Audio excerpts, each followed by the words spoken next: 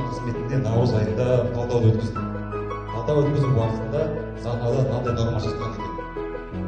Анау комиссия мүшелері шетел жұмыстарын өздері тапсырады. Бірақ та бұл шетел жұмыстарын тапу уақытында